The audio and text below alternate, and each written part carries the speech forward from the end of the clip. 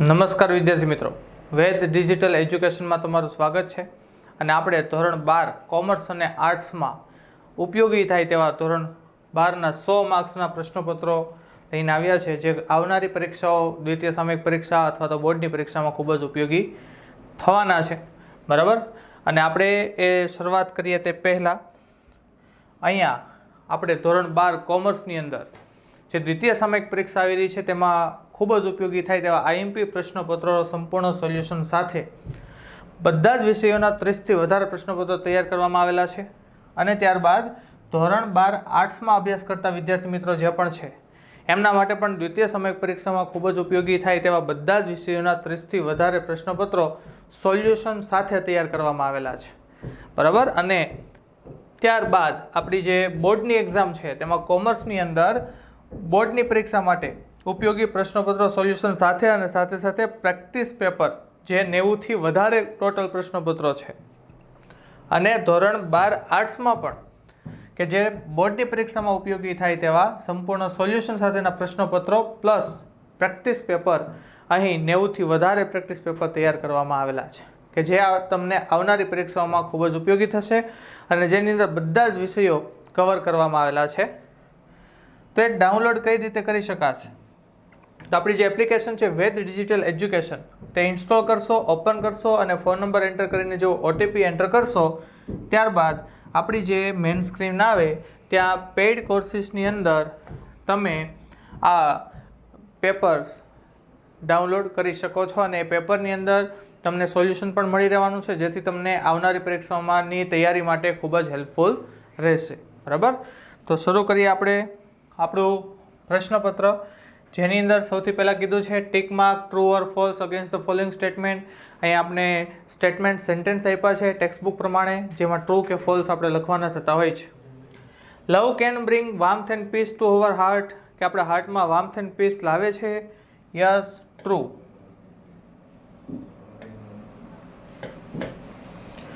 From birth ends are taught to disobey. બરાબર, કે જન્મથી જ કીડીઓને ડિસઓબે કરવાનું શીખવામાં આવે છે? ના, એને ઓબે કરતા શીખવામાં આવે છે, એટલે false.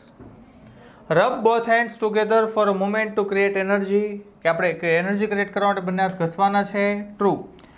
Sometimes our emotions are bar to our mental abilities, કે ઘણીવાર આપણે ઇમોશન છે ને આપણી મેન્ટલ એબિલિટીને બહાર અવરોધે છે, તો આવશે ટ્રુ.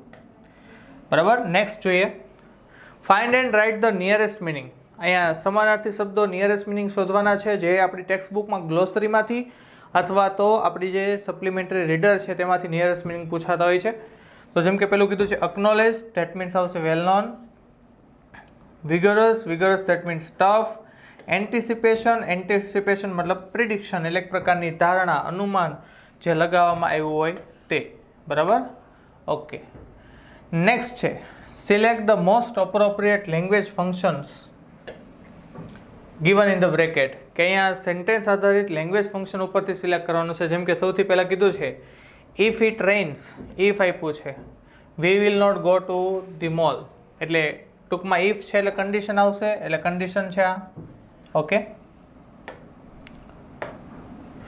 ત્યારબાદ run fast otherwise, okay, you will miss the bus, એટલે એક પ્રકારની શું કરી શકાય, કન્ડિશન કહી શકાય.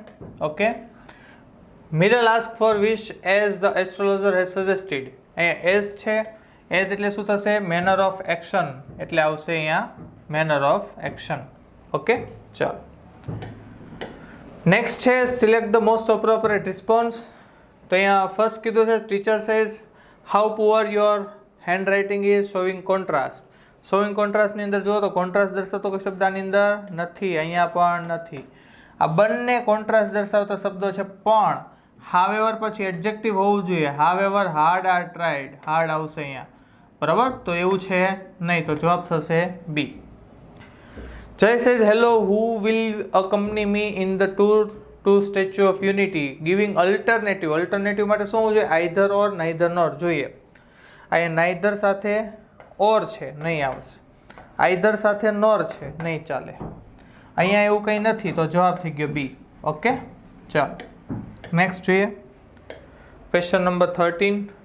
Doctor says I have got blood report of my father. Sorry, Maya says doctor I have got blood report of my father. What should I do?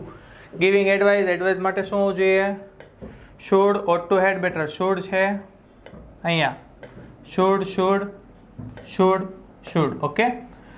પછી બધા સાથે V1 નું રૂપ જ છે. હવે જોવાનું કે એનો બ્લડ રિપોર્ટ આવ્યો છે, ધેટ મીન્સ એને કંઈક ઇલનેસ હશે, સિકનેસ હશે, બરાબર? તો બીમાર છે તો શું કરવું જોઈએ કે I think he should get bed rest. Okay, bed rest કદાચ કરવો પડતો હોય. અવોઇડ ધીસ રિપોર્ટને અવોઇડ કરી શકાય? ના કરી શકાય. આઈ think he should take junk food લઈ શકાય? ન લઈ શકાય. He should avoid to go out, કે બહાર જવાનું અવોઇડ એને કરવું જોઈએ, બરાબર છે? તો અહીંયા બંનેમાં આપણે જવાબ બંધ બેસતો હોઈ શકે છે કે બેડ રેસ્ટ લેવાની વાત થાય છે, અથવા તો he should avoid to go out, કે તેને બહાર જવાનું ટાળવું જોઈએ. તો બેડ રેસ્ટ આપવાની સલાહ આપી શકે, પણ બહાર જવાની કંઈ સલાહ એવી કંઈ આપી શકે ન જવાની, બહાર જવાની કંઈ સલાહ આપવાનું છે નહીં કે તેણે બહાર જવું જોઈએ, એવું કંઈ થઈ શકે નહીં. Mister Shah, what is the difference between the car of Maruti and Hyundai? Comparison ચાલો જોઈએ. The car of Maruti is cheaper than Hyundai હોઈ શકે છે. ચાલો, અહીંયા ધ ચીપેસ્ટ હોવું જોઈએ, ના ચાલે. The car of Maruti is very convenient, નહીં ચાલે. તો કમ્પેરિઝન પ્રમાણે વાક્ય રચના કઈ બંધબેસતી છે? The car of Maruti is cheaper than Hyundai. Next, select the most appropriate question to get the underlined word phrase as answer. કે અંડરલાઇન કરેલો જે વર્ડ છે, ફ્રેઝ છે, એનો આપણે આન્સર આવે એ રીતનો જવાબ સિલેક્ટ કરવાનો છે, મતલબ ક્વેશ્ચન સિલેક્ટ કરવાનો છે. જે સૌથી પહેલા mister Trivedi helps the poor student to gate education, બરાબર છે? કે એજ્યુકેશન લેવા માટે હેલ્પ કરે છે, તો શા માટે બને? હુમ બનવાનું નથી. ચાલો, હુમ પછી ડસ છે, ડુ છે, તો અહીંયા શું છે? એસ દેખાય છે, ધેટ મીન્સ ડુ નથી આવવાનું, એટલે આન્સર એ થશે. ઇન્ડિયા ગોટ ફ્રીડમ ઇન 1947, તો ક્યારે મળી હતી? ક્યારે એટલે વેન. વાય નહીં આવશે, હાઉ નહીં આવશે, વેન આવશે. ગોટ એટલે V2. ચાલો, અહીંયા ડીડ પણ V2, did V2. Okay, did સાથે V1 આવે, ગોટ V2 V3 ના આવે, તો ડીડ સાથે V1 એટલે જવાબ આવશે B. We can approach freedom very simply and directly. કેવી રીતે? એલવાય વાળા રૂપ છે એટલે ક્રિયા વિશેષણ હોય એટલે હાઉથી ક્વેશ્ચન બને. તો અહીંયા જો વોટથી નથી બનવાનું, ચાલો હાઉ લોંગથી નથી બનવાનું, હાઉ. ઓકે, તો હાઉ પછી શું છે? અહીંયા કેન છે. How can we approach freedom, તો જવાબ બનશે બી. ઓકે, ચાલો next. Dhruvi offer to buy her classmate a cup of coffee. કોને ઓફર કરે છે? કોને? વ્યક્તિનું નામ છે, વોટ, હુ, વાય, હુમથી બનશે. Whom did Dhruvi offer to buy a cup of coffee, બરાબર? આ તો આપણો સેક્શન એ. નેક્સ્ટ આપણો સેક્શન બી, જેની અંદર પેરેગ્રાફ પરથી ક્વેશ્ચન આન્સર પૂછવામાં આવે છે, યુનિટ બેઝ હોય છે. પછી આપણી જે શોર્ટ નોટ છે, જે તમને 2માંથી 1 શોર્ટ નોટ લખવાની થતી હોય છે એક્ઝામની અંદર. ત્યારબાદ અહીંયા જે ફિલ ઇન ધ બ્લેન્ક્સ છે, ખાલી જગ્યા છે, જેમાં ઉપર ઓપ્શન છે, એમાંથી બંધ બેસતો શબ્દ લખવાનો છે. એ શબ્દના મિનિંગ ક્યાંક ને ક્યાંક તમને ટેક્સ્ટ બુકમાં આવી ગયા હોય છે. જેમ કે અહીંયા જોઈએ, ધ ક્રાઉન પુલ ઇન્ફ્લુઅન્સીસ આવશે, એટલે ઇન્ફ્લુઅન્સીસ આવશે પહેલામાં. ધ ફ્લો ઓફ સેરેબ્રોસ્પિનલ ફ્લુઇડ, એટલે સેરેબ્રોસ્પિનલ ફ્લુઇડ આવશે in a positive way. It helps કામ યોર નર્વસ સિસ્ટમ, એટલે અહીંયા નર્વસ જવાબ આવશે. ક્લિયર? આ રીતે આપણે આન્સર સિલેક્ટ કરી શકાય છે. Next section C. સેક્શન સીની અંદર કીધું છે પેરેગ્રાફ બેઝ ઉપર ક્વેશ્ચન આન્સર લખો. ધેટ મીન્સ અહીંયા આપણે સપ્લિમેન્ટરી રીડરના પેરેગ્રાફ આપવામાં આવેલા છે. ત્યારબાદ કીધું છે read the following passage and write it summary, સંક્ષેપીકરણ. મોટી સ્ટોરી છે, ટૂંકમાં દર્શાવવાની છે, અને સાથે સાથે એનું શું કરવાનું છે? ટાઇટલ આપવાનું છે. Read the news clipping and answer the question. News clip વાંચો અને જે ક્વેશ્ચન આપ્યા છે એના આન્સર આપો ન્યૂઝ ક્લિપમાંથી. ત્યારબાદ read the stanza and answer the question. Stanza એટલે કે પોએમની જે સ્ટાન્જા આપી છે વાંચો અને ક્વેશ્ચન આન્સર લખો.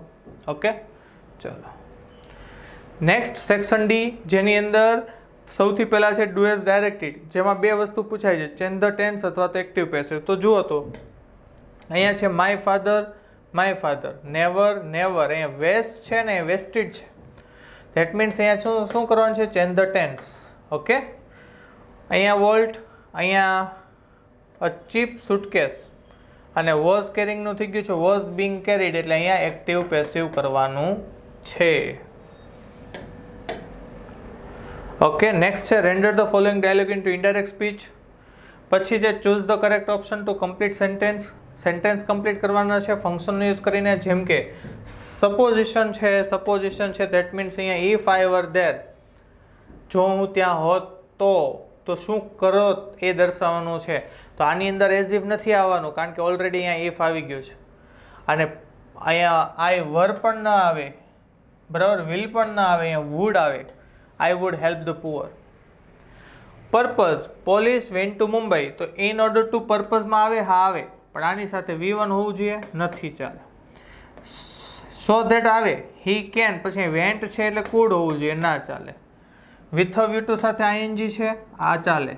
સો ધેટ આઈ વિલ, ના ચાલે, બરાબર છે. તો police went to Mumbai with a view to catching the criminal. Goli want to reduce his weight so he, advice આપવાનું છે. તો એડવાઇસ માટે શુડ હોવું જોઈએ, ઓટ ટુ હોવું જોઈએ, બરાબર છે. ચાલો, should, ought to, had better, આ ત્રણેય સાથે V1 નું રૂપ આવે તો શુડ સાથે અહીંયા જો અટેન્ડ આવી શકે, ઓકે. ઓટ ટુ સાથે અટેન્ડેડ, ના ચાલે. ઓટ ટુ હોવું જોઈએ, ના ચાલે. શુડ ટેક જંક ફૂડ, બંનેમાં V1 છે તો વજન ઘટાડવું છે ને, તો અહીંયા કીધું attend the yoga classes, should take junk food, તો જંક ફૂડ ખાવું જોઈએ, ના. તો જવાબ બનશે આપણો A. Look at the car, talking about a thing in relation to something, બરાબર છે. કે it is the same car as my uncle has, the same as, okay. તો નથી આવવાનું, કોન્ટ્રાસ્ટ દર્શાવશે. As I like a car with a full feature નહીં આવશે, the same as આવશે, આ પણ નહીં આવશે. એટલે ધ સેમ એઝ આધારિત આપણો આન્સર બનશે એ. ઓકે, ચાલો નેક્સ્ટ જોઈએ. Blank then the people clapped, expressing time, ધ્યાન આપ્યું છે. ધ્યાન હંમેશા આવે કોની સાથે? નો સુનર સાથે. As soon as, because, since, no sooner જવાબ આપણો. Clear? Okay. Combine the following sentences and to make a meaningful sentence. નીચેના વાક્યને શું કરવાના છે? આપણે કમ્બાઇન કરવાના છે, ભેગા કરવાના છે, કન્જક્શનનો ઉપયોગ કરવાનો છે અને એક વાક્ય બનાવવાનું છે. નેક્સ્ટ કીધું છે rewrite the paragraph correcting the errors. અહીંયા જે એરર્સ આપી છે મતલબ બ્લેન્ક્સ આપેલી છે, આપણે બંધ બેસતો જે જવાબ છે ને એ સિલેક્ટ કરીને લખવાનો છે. તો જોઈએ. અ ગુરુ હેડ 2 disciples who were in habit of, બરાબર, arguing with each other, arguing with each other, એકબીજા સાથે. Often the two accompanied the guru, the આવશે, એ તો એક વચનમાં આવે ને એટલે નથી આવવાના. ગુરુ when he went for a pilgrimage, બરાબર. તો આ રીતે આપણે બંધ બેસતું જોવાનું છે. અહીંયા કમ્પ્લીટ ગ્રામર આવશે જેની અંદર જે બંધ બેસતો, જે 3 ઓપ્શનમાંથી બંધ બેસતો જે જવાબ આવશે તે તમારે મૂકવાનો થતો હોય છે. અને સેક્શન ઈની અંદર છે study the table and write a paragraph on it about 80 words. અહીંયા પેરેગ્રાફ આપ્યો છે જેના બેઝ ઉપર આપણે 80 શબ્દોમાં કંઈક લખવાનું છે એના વિશે. Write a paragraph in about 150 words. Paragraph writing, 3 paragraph writing આપવામાં આવે છે જેમાંથી એક પૂછાય છે, મતલબ એક લખવાનો છે. નેક્સ્ટ છે સ્પીચ. સ્પીચના ઓરમાં આવે છે આપણે એપ્લિકેશન. સ્પીચના ઓરમાં આવે છે એપ્લિકેશન. સ્પીચ લખવું હોય તો લખી શકો, એના ઓરમાં છે, બેમાંથી એક લખવાનું થશે. ત્યારબાદ અહીંયા કીધું છે રાઇટ એન ઈમેલ અને રિપોર્ટ, બરાબર. બે એકબીજાના ઓરમાં છે તો તમારે જો ઈમેલ લખવું હોય તો ઈમેલ લખી શકો અથવા તો રિપોર્ટ લખવું હોય તો રિપોર્ટ લખી શકો છો. તો મિત્રો આ તો આપણું ધોરણ 12 કોમર્સ અને આર્ટ્સમાં ઉપયોગી થાય તેવું 100 માર્ક્સનું પ્રશ્નપત્ર જે આવનારી પરીક્ષામાં ઉપયોગી થશે, જેનું સોલ્યુશન તમને આપણી એપ્લિકેશનમાંથી મળી રહેવાનું છે. Thank you.